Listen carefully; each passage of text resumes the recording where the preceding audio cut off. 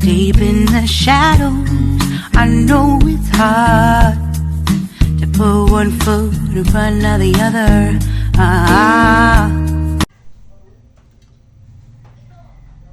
Hello, good morning. Welcome sa aking video again, guys. Dito ako sa aking kusina. Magluluto ako ng adobong chicken. Pinatuyo na adobo to, guys. Yan, tara.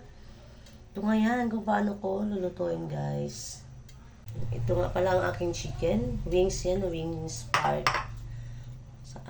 Tapos ito yung bawang sibuyas. At magigisa tayo kasi wala yata akong guys, wala akong luya ngayon, nagmamalali na, guys. Alam mo naman ang buhay natin dito sa YT. Ako nagluluto kasama ng takbo. YT pa more. So, ito, initin natin ang ating kawali. Mamaya natin ipakita, guys, kung ano yung ilalagay natin kasi medyo na sa oras. Nagisa na tayo. Lagay natin ang mantika. Ayan, guys. Lagay natin ang ating bawang. Ayan, guys.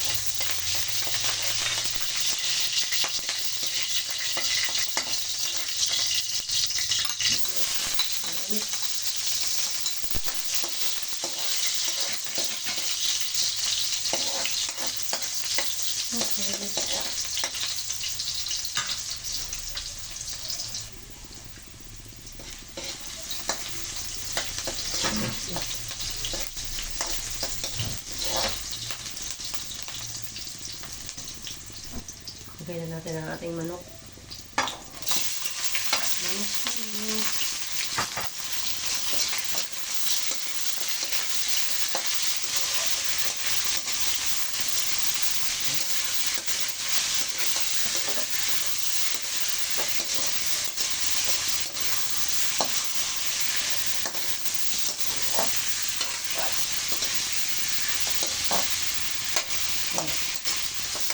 Ingay. Takpan muna natin.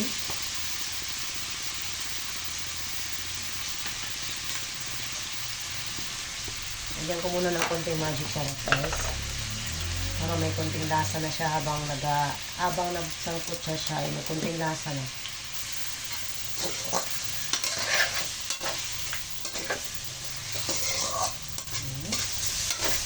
Tapos takpan natin kasi ganito yan ang paminta, guys. Ayan, guys, sangkutsahin natin siya para hindi siya malansa. Lagyan natin ng paminta at saka laurel.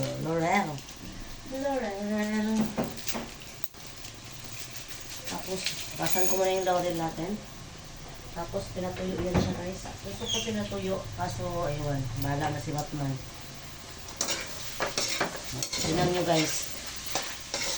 Pag sangkutsa mo siya maigi, guys, ang daming, may dugo na lalabas. So, tignan mo. Kaya kailangan sa pagka-gisa pa lang ay talagang gisang-gisa siya, guys, para yung dugo ng chicken o karne nyo is nalabas mo na siya bago nyo timplahan. Yan lang ang style ko pag nagluto para walang lansa. I-update ulit tayo mamaya. Ayan, guys, gisang-gisa na siya. Lagyan natin siya ng soy sauce. Ayan. Soy sauce at saka vinegar. Ayan.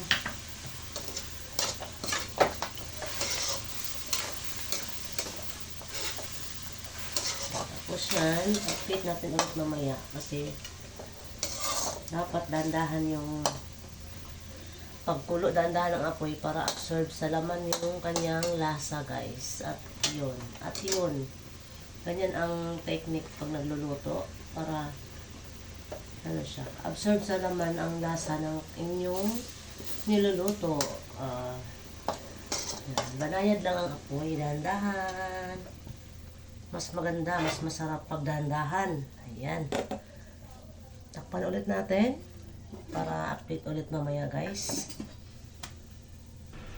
Yun na yung update ng ating adobo, guys. Tignan mo, guys, nagtubig, nagkakatas siya. Kaya kailangan natin siyang patuyuin muna ang sabaw niya. Ang katas niya. Ayan. Hinalo ko lang para mabaliktad siya. Lalagyan ko yan ng egg, guys. Hard-boiled egg. Ayan. Kasi gusto rin ng mga bata yung nilagang itlog ilalagay sa adobong chicken. Kaya ang tawag doon is adobong mag-ina. Chicken at saka egg. Ayan na guys, lagay ko na yung egg.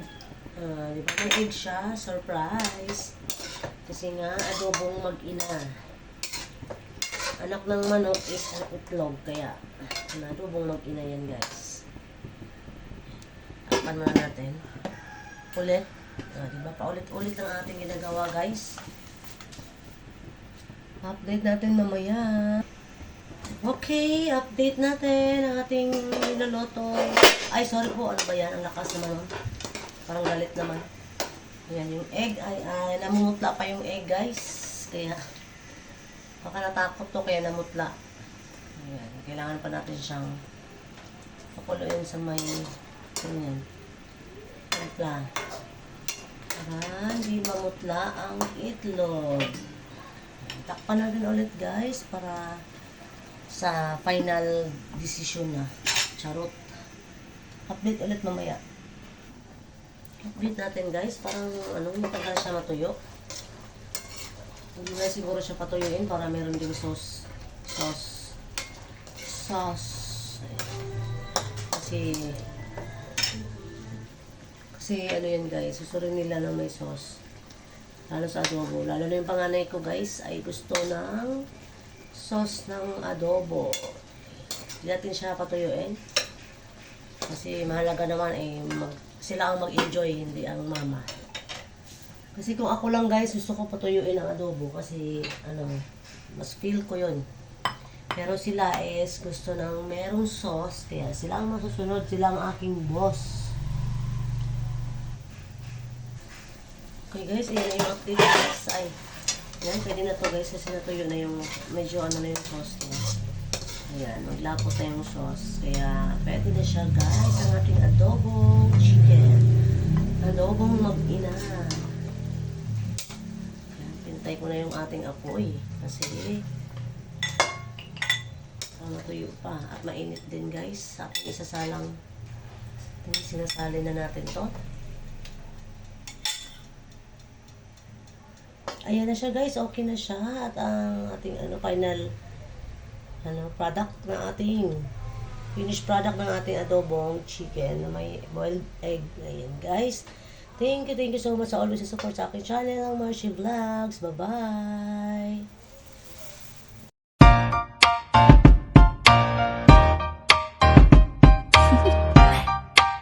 Do you want to know?